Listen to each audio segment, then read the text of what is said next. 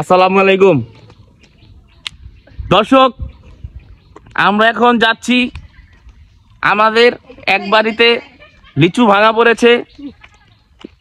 সেই লিচু এখন বেঁধে বিক্রির উদ্দেশ্যে তৈরি করা হচ্ছে। আপনাদের আপডেট দেওয়া হবে ইনশাল্লাহ। আমরা এখন সেখানে যাচ্ছি, গিয়ে আপনাদের নেক্সট আপডেট জানাবো। আপনারা সম্পূর্ণ ভিডিওটি দেখার জন্য আমার সঙ্গেই থাকুন।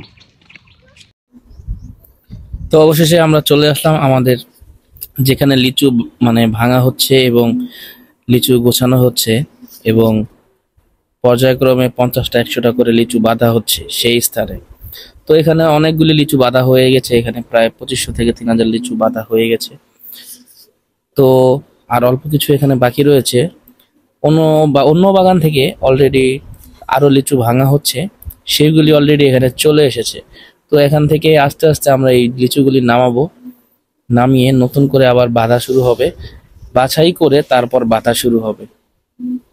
তো এই যে আমাদের লিচুগুলি এখন মাত্র চলে এসেছে আমাদের বাড়িতে।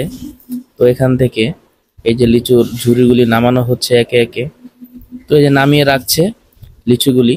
এইগুলি সাধারণত বাড়ির মহিলা মানুষরা করে, পুরুষরা করে, সবাই মিলেঝিলেই করে। তো পুরুষরা যেহেতু বাগানে কাজ করছে, লিচু ভাঙছে, তো বাড়ির মহিলারা এইগুলি আলাদা করছে, ভাঁজ করছে। এগুলি সাধারণত গ্রাম অঞ্চলে বাড়িতে সবাই যার যার কাজ তারা নিজেরাই করে ফেলে। তো এগুলি বাড়ির নিজেদের কাজ, তাই নিজেদের কাজ নিজেরাই করছে। আপনারা আবার অন্যদিকে জিনিসটা নিয়েন না দয়া করে।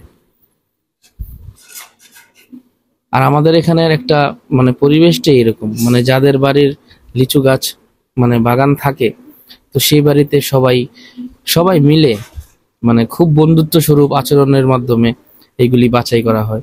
এখানে সবাই আমার আত্মীয়, আমার বড় বোন, কেউ আমার ভাবি, কেউ আমার দুলাভাই, কেউ ভাগ্নি।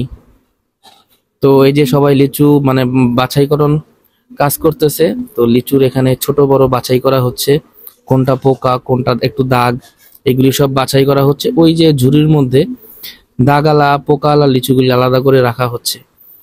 আলাদা করে রেখে ভালো যে বড় বড় লিচুগুলি, কালারফুল লিচু, এগুলি আলাদা করা হচ্ছে। আলাদা করে তারপর এগুলি 100 করে বাঁধা হবে।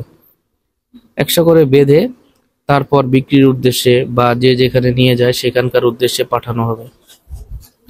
ওই যে ঝুড়ি লিচুগুলি দেখছেন, ওগুলি ম্যাক্সিমাম লিচু ঝুলে ছিঁড়ে গেছে। তো অলরেডি আমাদের লিচুর পর্যায়ক্রমের কাজ করা সব শেষ হয়ে গেছে। এই যে লিচু এভাবে বাঁধা হয়, এভাবে বেঁধে তারপর ঢাকার উদ্দেশ্যে পাঠানো হয়।